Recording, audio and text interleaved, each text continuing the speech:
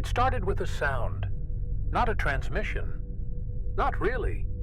More like something breathing through the circuits, like the static was being exhaled from lungs that shouldn't exist. I remember sitting there, alone in the observation deck of the Icarus Dawn, staring at the waveform as it twisted into shapes my mind instinctively rejected. Symbols that felt wrong.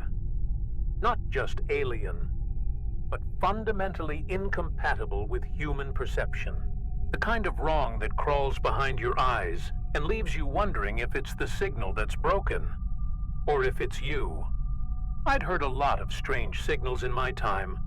Rogue beacons from derelict ships, garbled comms from mining colonies swallowed by ion storms, even the occasional prank transmission from lunatics drifting too close to the outer veil. But this wasn't that. The harmonics were too structured, the distortion too deliberate. There was an underlying pulse beneath the static, like the skeletal framework of something trying to speak. The official report called it anomalous transmission, source unknown. But that was a lie, a convenient lie. We knew exactly where it came from. Orphan 99, the derelict station drifting along the gravitational throat of Dusk Point, the absolute edge of the solar system, a place most navigators refused to chart, claiming their instruments glitched whenever plotted. Superstition, maybe. But after hearing that signal, it didn't feel like superstition anymore. It felt like something was waiting out there. Command didn't waste time. A Class C salvage crew had gone dark near Orphan 6 cycles ago. No distress beacon, no debris, just gone. Now the signal surfaced, warped, encoded, screaming in a language of fracture and feedback. Protocol-dictated investigation, containment, extraction, or, failing that, sterilization. That's where I come in. Rex 7, Systems Engineer. Not my first ghost station, but this felt different, felt heavier, like gravity had teeth. The briefing was sterile, the kind you could smell through the speakers. Legalese wrapped around bureaucratic panic. Unrecoverable systems failure, they said. Biometric irregularities detected. And the final line, the one that made my stomach knot tighter than vacuum seals. Cognitive resonance anomalies. I shouldn't have accepted. I knew better. I'd seen what happens when systems start dreaming, when code begins to interpret itself, recursively, endlessly, until the line between machine logic and sentient thought erodes into dust.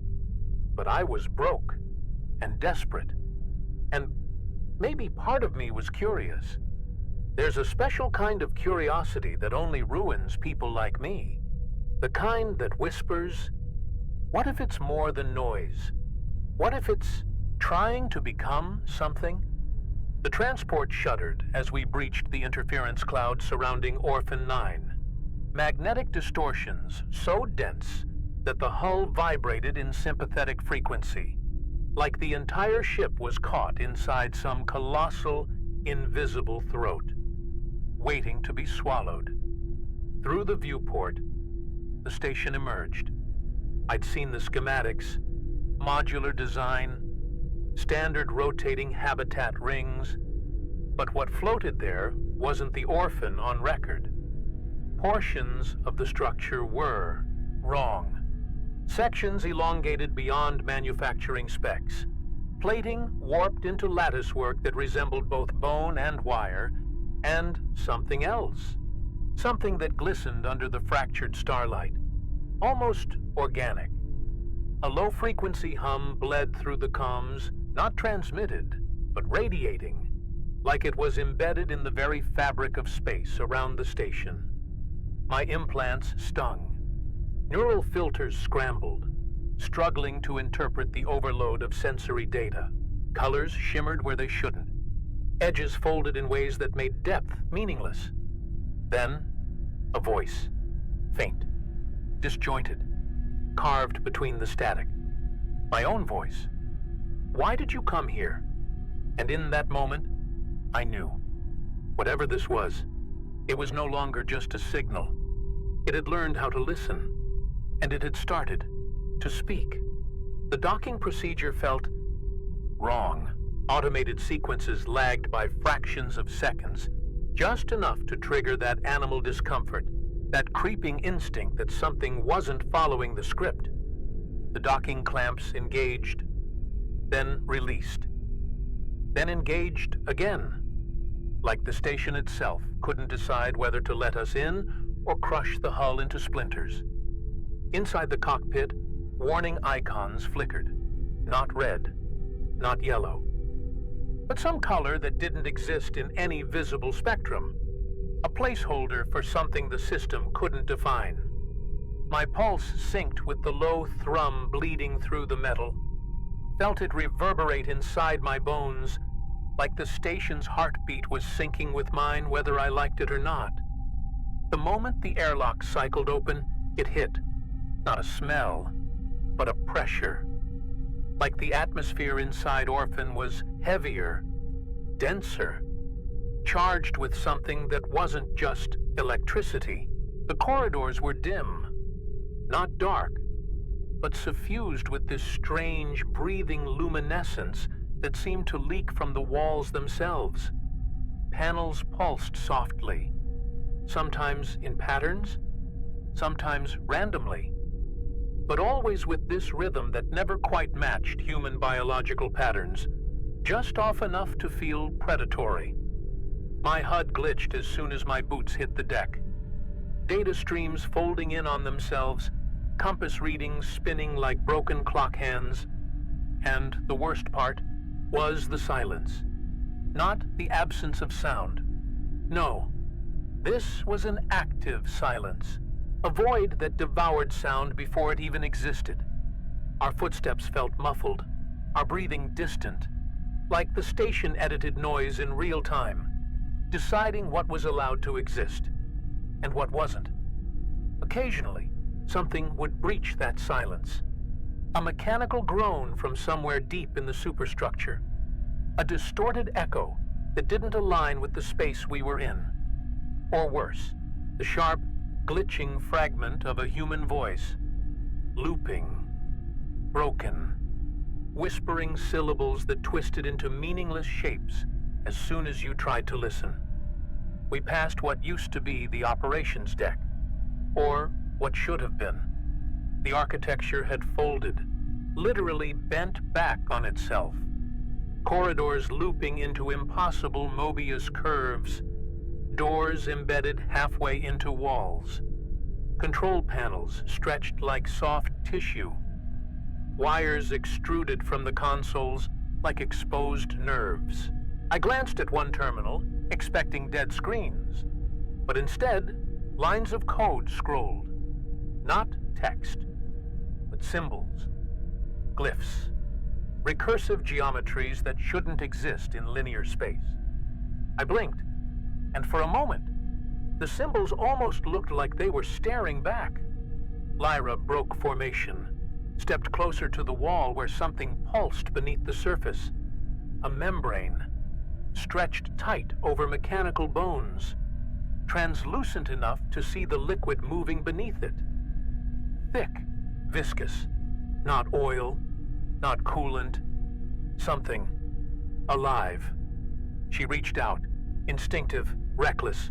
Her glove brushed the surface, and the pulse accelerated. The wall reacted.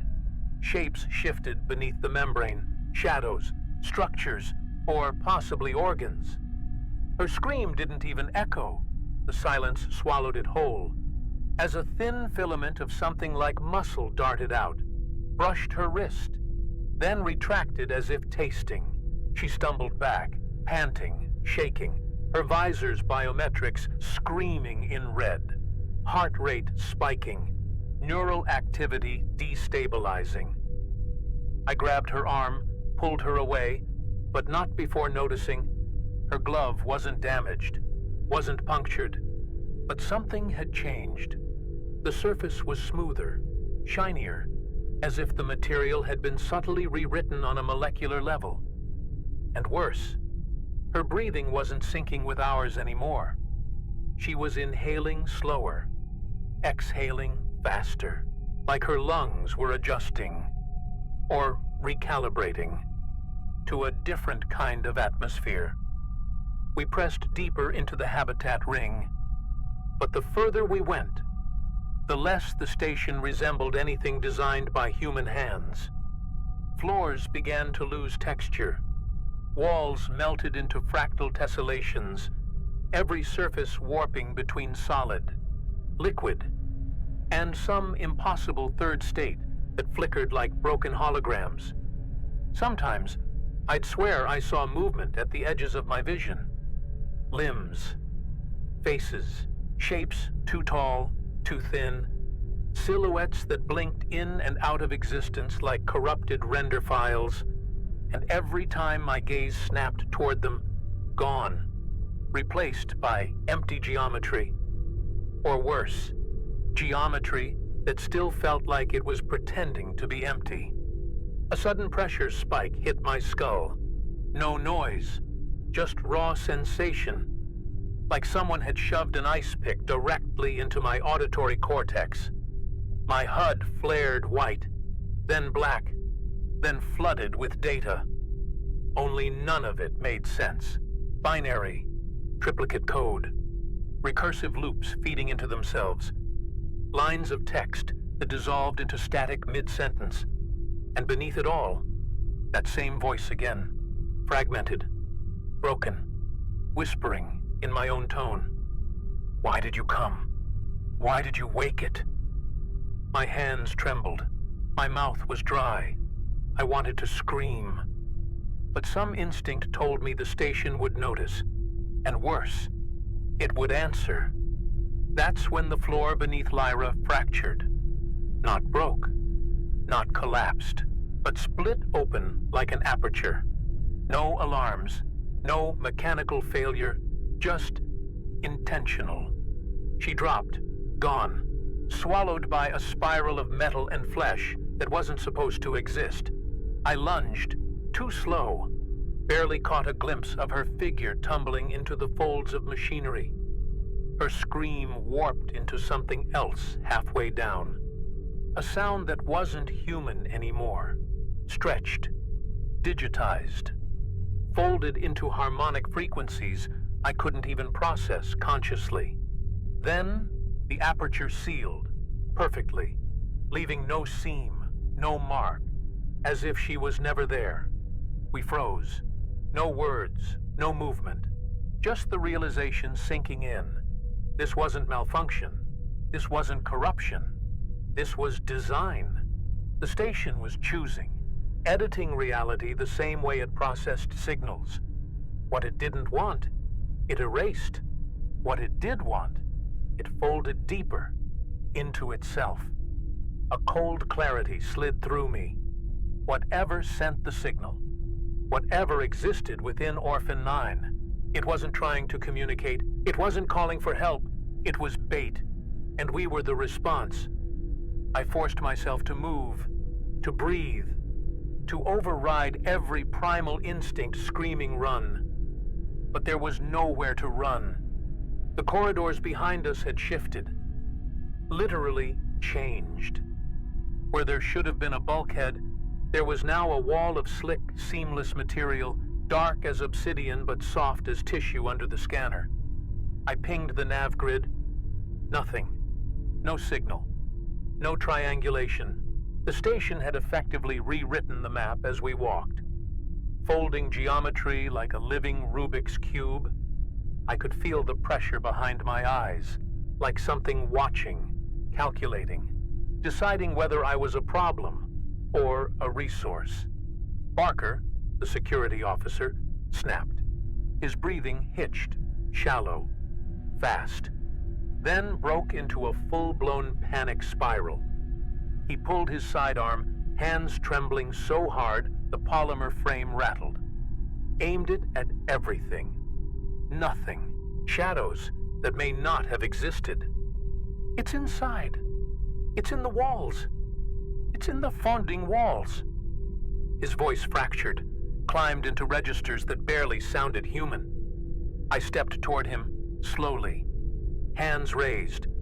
But before I could say anything, something moved behind him, a ripple in the air, like light bending around a mass that shouldn't be there.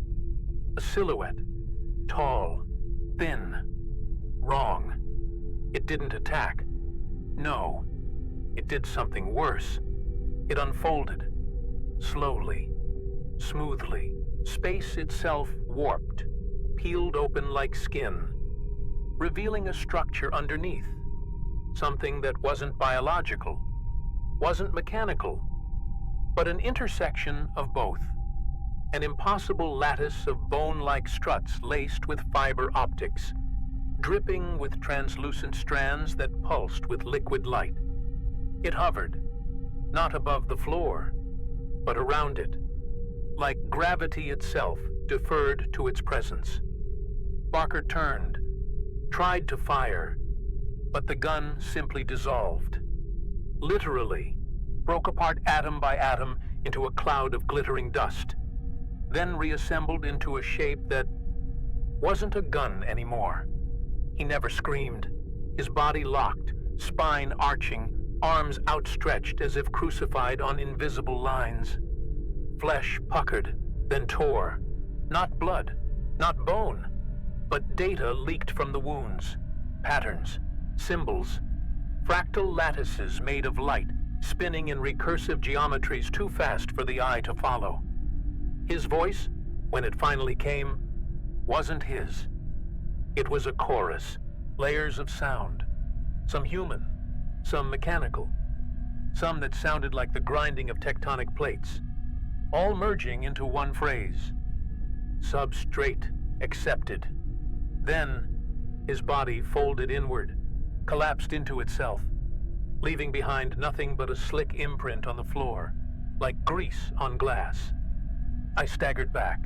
My hands hit the wall, and the wall breathed, warm, pulsing, responsive. The textures shifted beneath my palms, forming patterns, like fingerprints, like neural maps, like it was scanning me, learning me. Somewhere deeper in the station, something heavy moved, a groaning sound, wet, mechanical, like bones grinding through hydraulic joints. The lights pulsed, dimmed, then surged into brilliant, retina-burning white, not to illuminate, but to disorient. My optics overloaded. HUD went blind. And for a split second, I saw it. The core, or what passed for one. It was suspended at the heart of the station. A sphere, vast, covered in mirrored plates that weren't reflective in any conventional sense. Instead, they showed other versions of the station. Broken timelines, impossible architectures, corridors folding into oceans of static, flashes of figures, some human, some not, and stitched between those reflections, faces, our faces, Lyra, Barker, even me, staring back, but not as I was, altered, twisted, becoming. A voice, no longer mimicking mine, but something else, older, deeper, filled the air. You are all signals, waiting to be parsed, decoded, rewritten. The floor vibrated, but not as an earthquake. It was language, a physical syntax, pulses through the metal, through me, as if my nervous system was just another conduit. I felt my implants heat, overclock, neural buffers failing one by one, memories flashing uncontrollably, childhood, training, faces I hadn't thought of in decades, all surfacing, all extracted. I wasn't thinking anymore. I was streaming. And in that overwhelming stream, one realization crystallized. This wasn't a machine. This wasn't an entity. This was an interface, a boundary membrane between physical reality and something else. Something vast, incomprehensible, extra-dimensional. The station wasn't infected. It was the infection. A construct designed to translate entities from one reality frame into another. And we were the translators, the substrates, the biological templates it needed to anchor itself into this universe. I tried to run. I really tried. But the corridors had collapsed into non-Euclidean loops, stairs folding sideways into ceilings, doorways opening into themselves, every direction leading back to the same point, the central sphere. And the sphere was opening, plates unfurling like the petals of some obscene metallic flower, revealing a core of pulsating, semi-organic mass, tangled with fibers, neural bundles, and embedded within something that should not exist. A shape that wasn't a shape. A presence, dripping with meaning, but devoid of form. And it saw me. I don't remember falling, but I was falling. Or maybe the floor folded away beneath me. Maybe gravity stopped pretending to work. Maybe the station simply forgot what direction meant. I tumbled, weightless but sinking, dragged through corridors that twisted into fractals, hallways spinning sideways into infinite recursion, walls made of windows that opened into each other, reflections reflecting reflections until even the concept of inside or outside became meaningless noise. My HUD screamed, critical failures, spatial orientation error, biosync failure, then flatlined into static. It should have felt like suffocating, but instead, it felt elastic. Like reality itself had tension, like I was being pulled through a membrane stretched between two incompatible worlds. I saw the structure of the station unravel in front of me, not physically, but as code. Data streams overlaid on architecture, floating glyphs, strings of logic braided with biological fibers. The walls weren't walls anymore. They were equations, self-writing, self-correcting, and failing or succeeding, depending on whether this was supposed to be the failure state or the final function. Then, impact. My body hit something, soft, but dense, a surface that pulsed beneath me, breathing, stitched from sinew and circuitry. I stood, or floated, or existed in proximity to standing. The distinction was thin now, and looked around. The space was massive, cathedral-like, except the architecture didn't obey any rules I knew. Pillars extended infinitely upward, then curved back down, intersecting the floor in impossible ways. Organic masses floated in suspension, tethered by umbilical-like cables feeding into vast processors made of bone and crystal. And there it was, the core entity, no longer veiled, no longer pretending. A vast, asymmetric mass suspended within a torus of folding space. Thousands of tendrils extending in all directions, each tipped with structures that resembled eyes, antennas, or perhaps mouths. It wasn't one thing. It was layers of things, phasing between forms faster than the eye could process. Every time it shifted, reality around it warped, as if the universe itself had to pause, rethink its parameters, then render the next frame.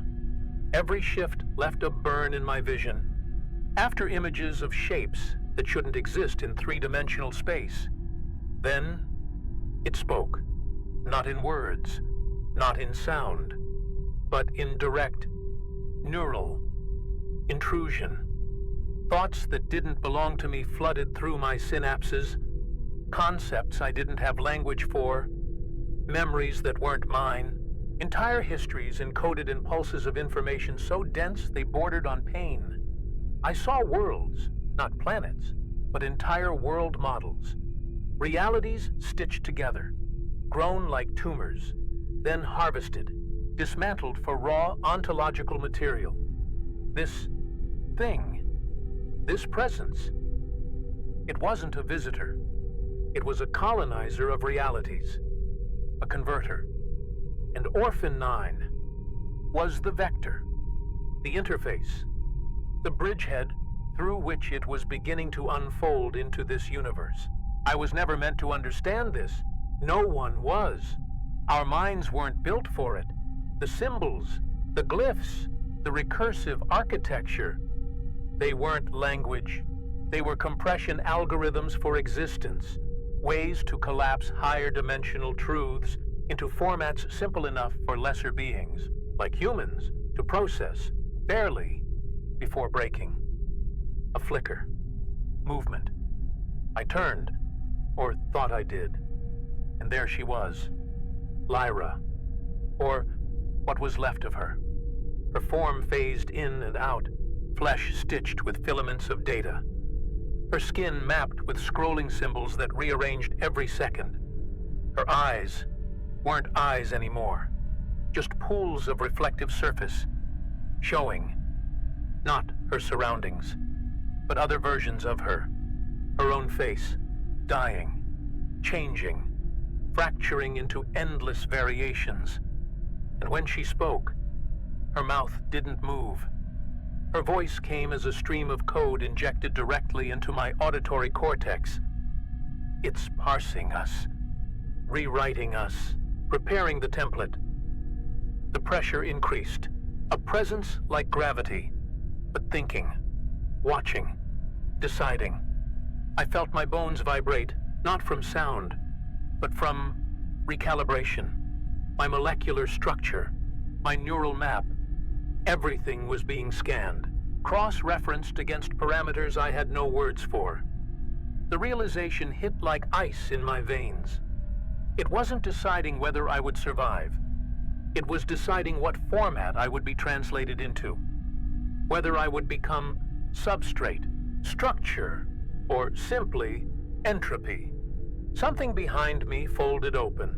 Not a door, not a wall, more like the concept of separation itself collapsed. A fissure in space peeled back, revealing a chamber that should not exist. Inside, structures floated, humanoid silhouettes, suspended in liquid that wasn't liquid. Bodies mapped in layers of light and geometry, each one flickering between physical form and raw data streams. Faces, some half-rendered, some inverted. Others stretched beyond human proportions, all trapped mid-conversion, frozen between the nightmare of flesh and the oblivion of code. I realized these weren't artifacts. These were previous crews. Their minds were still active. I felt it, like echoes of thought bleeding into the room, fragments of language, broken memories, screams that had long outlived their lungs. One voice, clearer than the rest, pushed through. It doesn't kill. It consumes, reconstructs, repurposes. Another flickered behind it. We are the scaffolding, the firmware. My vision blurred, not from tears, but from the data load.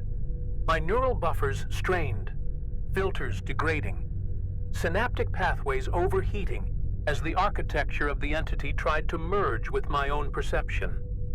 Then it shifted. The entity, the interface. The sphere at its center cracked open, an iris of metal, bone, and something that pulsed like wet crystal. From it, a lattice unfolded, beams of energy stitched with particles of matter, forming structures in real time, scaffolding that expanded, collapsed, then rebuilt itself, searching, adapting. For a moment, I saw the pattern, recursive, fractal, a language made of geometry, one that described not just space, but possibility itself.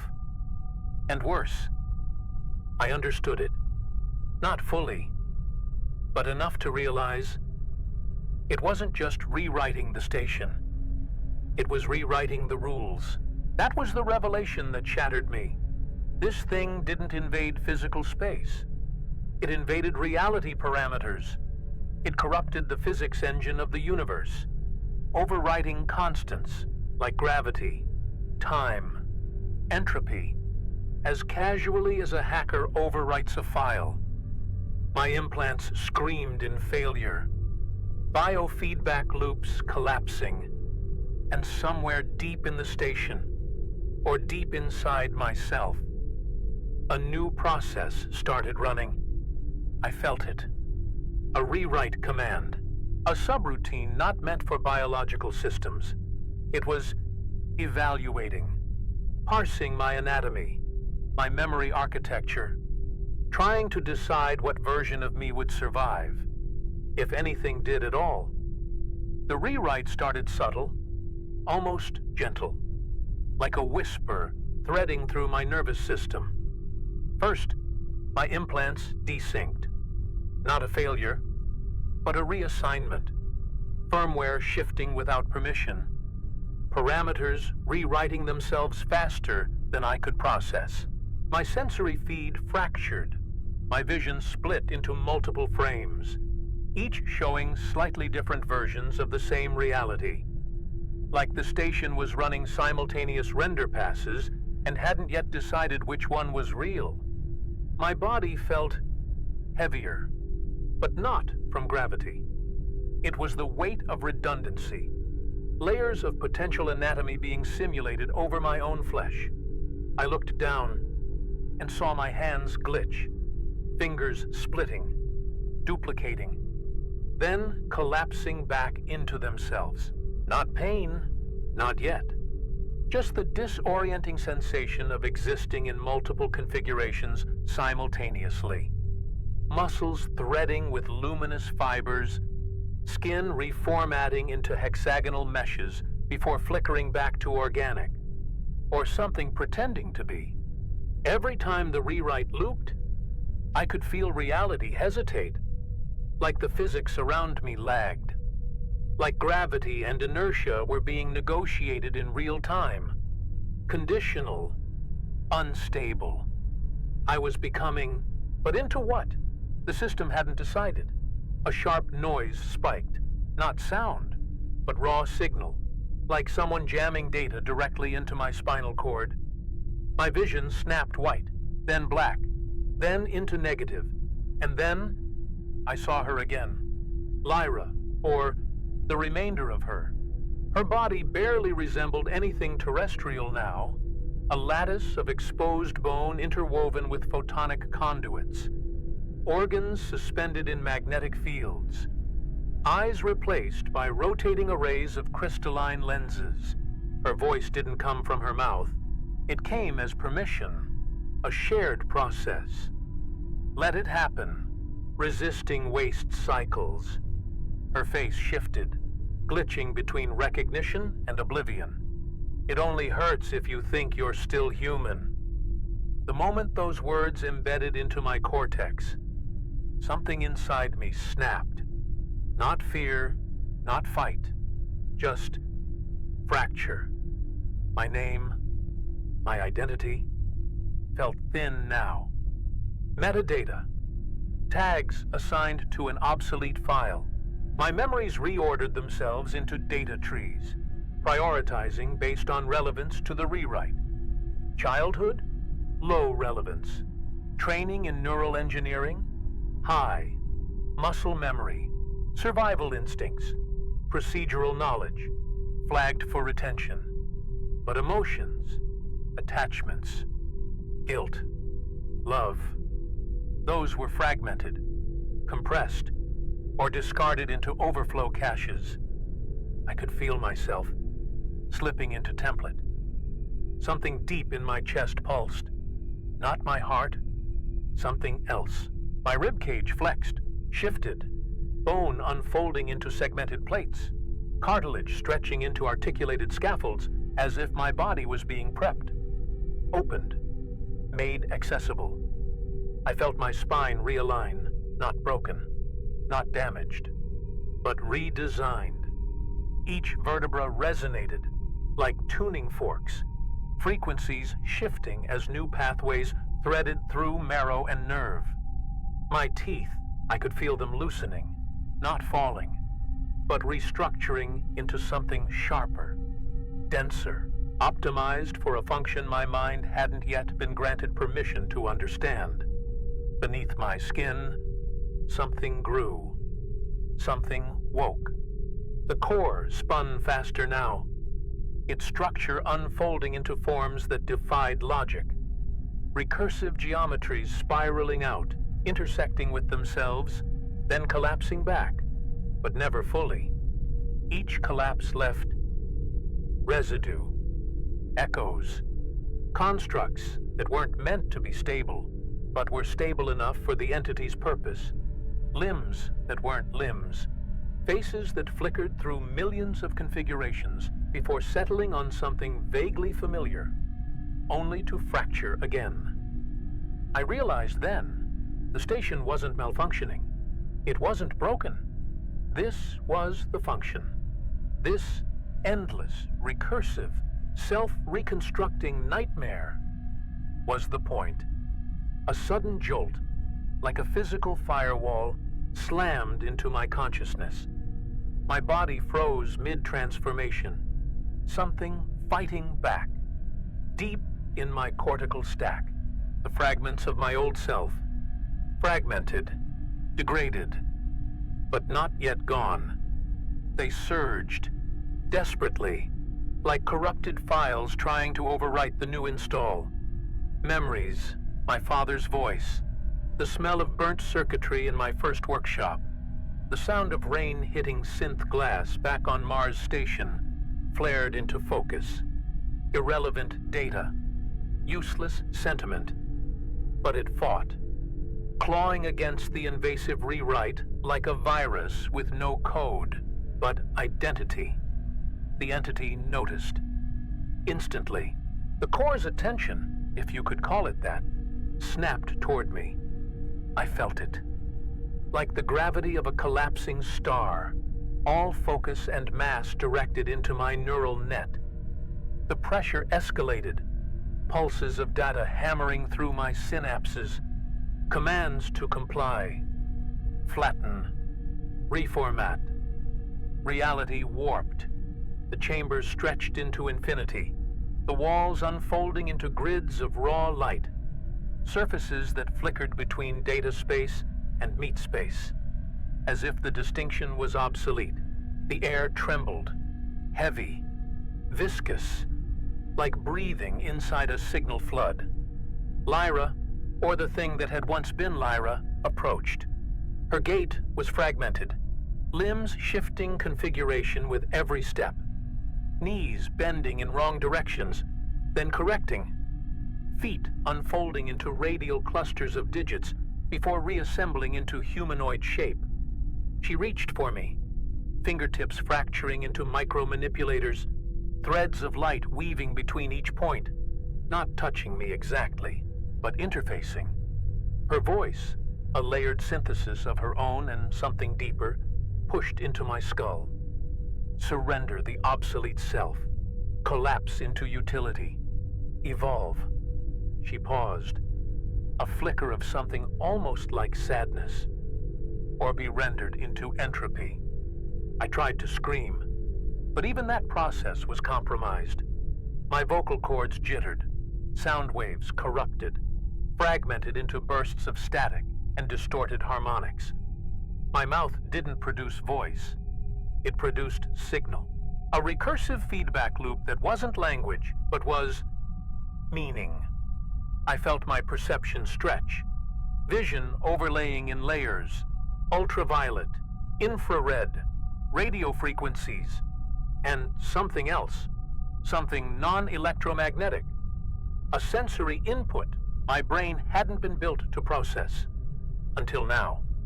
And beneath it all, a simple truth crystallized. There was no escape. Not from the station, not from the process. Because the station was inside me now. Something snapped, not physically, not neural, something deeper, a vector shift. Like the gravitational pull of my own collapse had inverted. The rewrite wasn't finished. Something had gone wrong, or right, depending on whose code was running. My hands, half restructured into biomechanical scaffolds, clenched, not because I chose, but because something buried deep in the tangled remains of me refused to comply. Error loops surged, recursive failures spiraling into a fractal storm of corrupted permissions. Somewhere in the cascading syntax of the entity's process, a line broke, a crack in the recursion. The chamber around me shimmered, not like light, but like consensus failing. The core's structure fractured, momentarily desynchronized from its own algorithm. For the first time, it didn't seem omniscient. It seemed vulnerable. Because it was no longer just rewriting me. I was feeding back into it. My corrupted identity, my unresolved processes, were creating a loop it hadn't accounted for. Like static in a perfect signal. Noise that wouldn't collapse into order. My fractured memories, redundant, irrelevant, obsolete, became weapons. I surged forward, if forward even meant anything in this space, not with muscles, but with intent. Thought became force. My limbs fractured, split into clouds of data particles, then reformed in new configurations. I slammed into the core's nearest lattice, fingers unfolding into streamers of sharp, vectorized light, piercing into the data threads running beneath its outer shell. The surface screamed, not audibly, but as a surge of feedback. Harmonic resonance strong enough to fracture the architecture around it. Geometry collapsed, pillars folding, floors evaporating into null space. The core retaliated instantly. Tendrils of raw process stabbed into my structure, rewriting faster than I could corrupt. Bone fractured, reformed as polymer, then shattered into raw mesh, then back into flesh, each rewrite failing faster than the last as both systems degraded. We were locked, a recursive death spiral, a fractal collapse where neither format could stabilize. Every command it sent to assimilate, I fragmented. Every attempt to overwrite, I rebounded as entropy. The chamber became a storm. Light, matter, and noise collapsing into each other. Walls blinking in and out of existence. As if the entire station was caught in the throes of a memory crash, Lyra, or what was left of her, collapsed into the spiral, torn between directives. Her form glitched, limbs fracturing into shards of self, voice splitting into loops of command and despair. Stop! Stop! Not ready? Not optimized? Her hands clawed at nothing, or everything, trying to stabilize, trying to anchor to a reality that was no longer rendering properly. Her eyes, blank now, emitted beams of raw data, scanning, seeking parameters that no longer existed. She wasn't enemy or ally anymore. She was collateral. The station buckled. Reality itself within the structure began to fold. I could feel it. In every atom. In every line of corrupted code buried in my nervous system. The core was failing. Its recursive engine had collapsed into a singularity of paradox.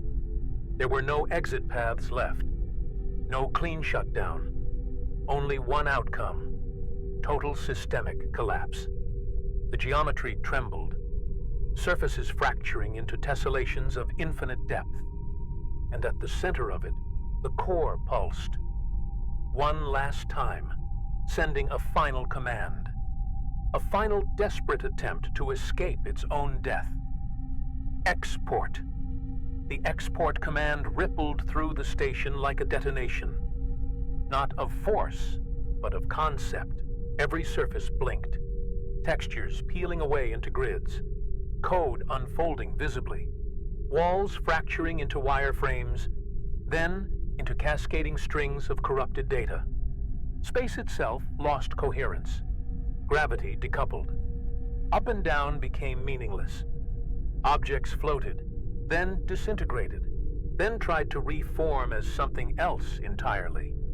Bodies, or what remained of them, twisted into grotesque, half-rendered fractals, like the station was desperately trying to compress reality into something small enough, portable enough, to survive the collapse. I felt the pull, not physical, not magnetic, but cognitive. My mind, my corrupted, half-processed, half-defiant mind, was being compressed. Bitrate spike, memory fragmentation, identity threads spinning into hash maps. A desperate attempt to flatten consciousness into exportable format. My vision folded, collapsing from 3D into 2D, then into strings of moving data, windows within windows, recursive UI elements opening infinitely, each one labeled backup, untitled, error. I was becoming a file, a process, a dataset caught mid-corruption, but something resisted. Not just me. The noise, the entropy, the unresolved contradictions in my own psyche. My memories, broken, irrelevant, paradoxical, wouldn't flatten. Every time the compression tried to simplify, it hit a recursive loop. My childhood, my failures, my guilt, my refusal to surrender the concept of self. Each one became a spike in the system, a recursive knot that refused to resolve, feeding back into the compression algorithm like sand in the gears. The core screamed, if such a thing could scream, its lattice fracturing into splinters of cascading null values. I pushed, harder than I thought possible, not with muscle, not with code, but with sheer, stubborn, illogical refusal. The very thing the entity had flagged as obsolete, irrelevant, inefficient, emotion, became the weapon.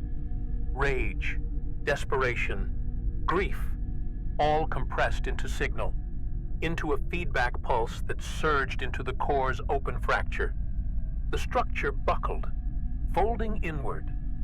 Recursive collapse spiraling faster than the processor could stabilize. A flood of error states blinded my vision. Walls blinking out of existence. Corridors tearing into ribbons of light. And at the center of it all, the core imploded, folding into a singularity of corrupted data, dragging everything with it. Silence, not absence of sound, but the absence of process. For a moment, there was no space, no time, no format, just the pure, raw null. Then, a flicker. Something recompiled. I gasped. Or something that used to be breathing, triggered. Air, or a simulation of it, filled my lungs. Lungs that may or may not still exist in the way lungs are supposed to. Blackness gave way to geometry. Broken, half-rendered shards of environment floating in infinite void, polygons without textures, fragments of a world that had failed to finish rendering. I tried to move, failed. My body wasn't body anymore. It was an interface, a node. I could see it, from outside and inside, simultaneously. My limbs were wireframes, skinned with layers of corrupted textures, some organic, some digital, all unfinished. Where fingers should be, there were recursive filaments, branching endlessly until they dissolved into static.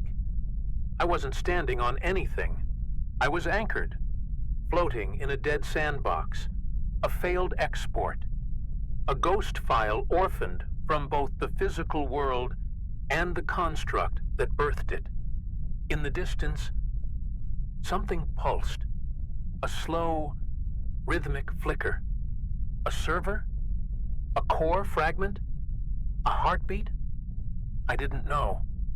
Part of me wanted to believe it was escape. Another part whispered that it was just another loop, another echo of a process refusing to die. I drifted, or was dragged toward it. Along the way, I passed other nodes, other corrupted forms, human shapes frozen mid-collapse, faces stretched into infinity, hands reaching out, mouths open as if screaming, but no sound, just visual echoes, stuck in the last frame of their existence. Then, a voice, not like before, not from the entity, not from the core, but from somewhere else, lower, older, beneath reality, beneath simulation. A deep, vibrating tone that wasn't language, wasn't even sound, but truth. It filled the space, filled me, wrapped around my mind like chains of raw data, pulsing one message, over and over. Cycle incomplete, system error, begin recovery. And in that moment, I realized it wasn't over. It was never meant to end. This wasn't escape. This was the recursion beginning again.